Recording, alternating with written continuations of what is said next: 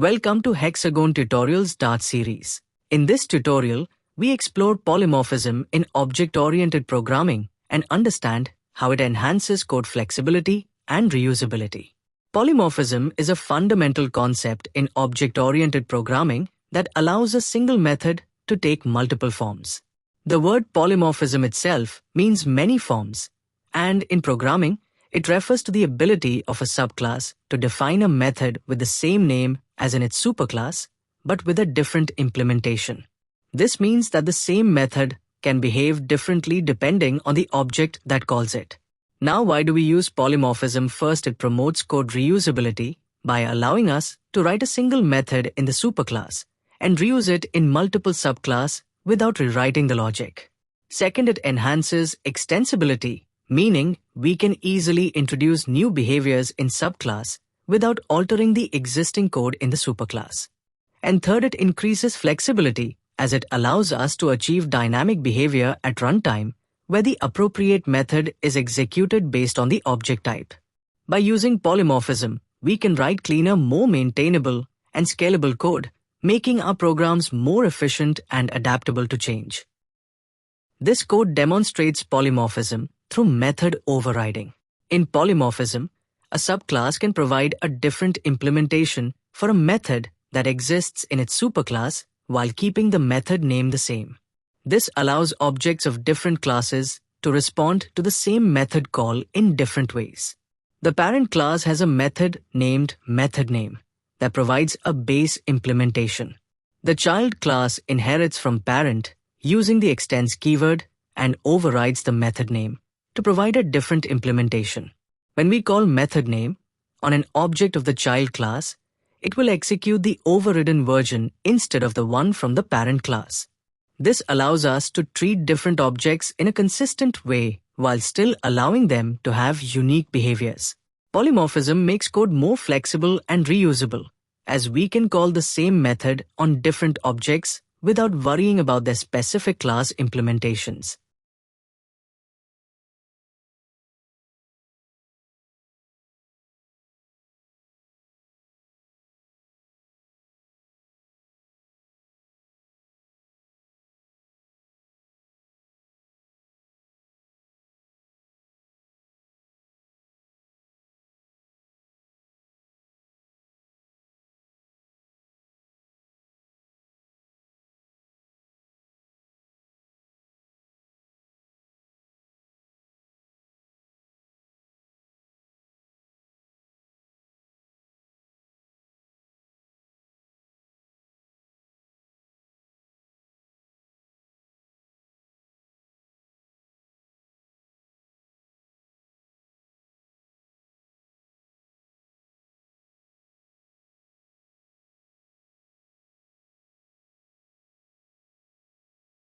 This code demonstrates polymorphism through method overriding. The animal class has a makeSound method that is inherited by its subclass dog and cat. Each subclass overrides this method to provide its own specific implementation. The dog class overrides makeSound to print dog barks. The cat class overrides makeSound to print cat meows. In the main function, calling makeSound on different objects results in different outputs based on the object type. This shows polymorphism, where the same method behaves differently depending on the object that calls it, making the code more flexible and reusable. In this example, we are demonstrating runtime polymorphism in Dart. Instead of creating separate objects for dog and cat, we use a single reference variable of type animal. First, myAnimal is assigned an animal object, so it calls the makeSound method from the animal class. Then, myAnimal is assigned a dog object. Since dog overrides makeSound, it now calls the dog's version of the method. Finally, myAnimal is assigned a cat object, and it calls the makeSound method from the cat class. This is called runtime polymorphism because the method that gets executed is determined at runtime based on the actual object assigned to myAnimal.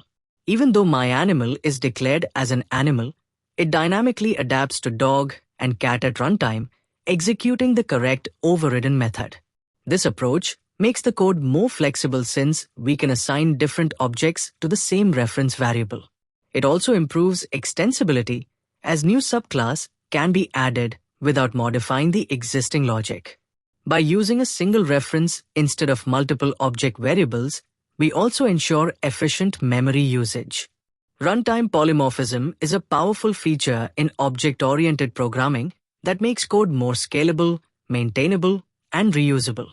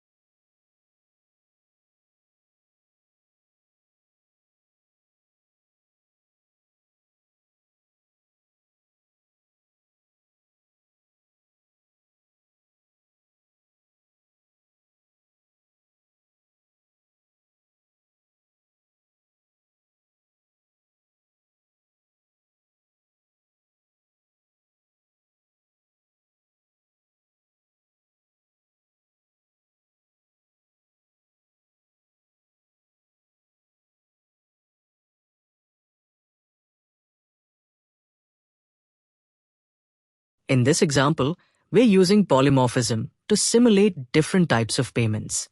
We start with a base class called payment, which has a method named processPayment. This method takes an amount and simply prints a generic payment message. Now we have three subclasses: credit card payment, PayPal payment, and Bitcoin payment. Each of these classes overrides the processPayment method to provide its own specific implementation. In the main function, we declare a variable payment of type payment. Here's where polymorphism comes into play. We first assign it to a credit card payment object. When we call processPayment, it executes the overridden method from the credit card payment class. Then, we reassign the same variable to a PayPal payment object. Again, the method that gets executed is the one inside the PayPal payment class. Finally, we assign it to a Bitcoin payment object. And as expected, it runs the processPayment method defined in the Bitcoin payment class. Even though we're using a single payment reference, it adapts to different object types at runtime and executes the right method each time. This is a perfect example of runtime polymorphism, where the behavior of the method is determined by the actual object assigned at runtime, not just the reference type. This makes the code more flexible, extensible, and easier to maintain as we can add new payment methods without changing the core logic. Let's do a quick recap. Polymorphism is one of the core principles of object-oriented programming, allowing the same method name to perform different behaviors in different classes. Method overriding enables a subclass to provide its own specific implementation of a method that is already defined in the superclass. This allows us to customize inherited behavior without changing the parent class. The @override annotation ensures that a method in the subclass correctly overrides a method from the parent class. While it's optional, it helps improve code readability and prevents accidental mistakes. Dynamic method dispatch, also known as runtime polymorphism, allows method calls to be resolved at runtime. This means that when a parent class reference holds a subclass object, the overridden method in the subclass gets executed instead of the one in the parent class. One of the key advantages of polymorphism is that a parent class reference can be used to store objects of different child classes. This makes our code more flexible and scalable as new subclass can be introduced without modifying existing logic. Real-world applications of polymorphism can be seen everywhere. In payment systems, different payment methods like credit card, PayPal, or Bitcoin can be processed using the same method. In logging frameworks, different logging mechanisms like console logs, file logs, or database logs can be handled using a common interface. And in UI frameworks, different types of buttons, sliders, or form elements can respond uniquely while sharing the same method names. Polymorphism enhances code reusability, improves maintainability, and makes programs more adaptable to future changes. Mastering this concept is crucial for writing efficient and scalable object-oriented applications. Thanks for watching the video. If you like the video, do like, share, and subscribe to our channel.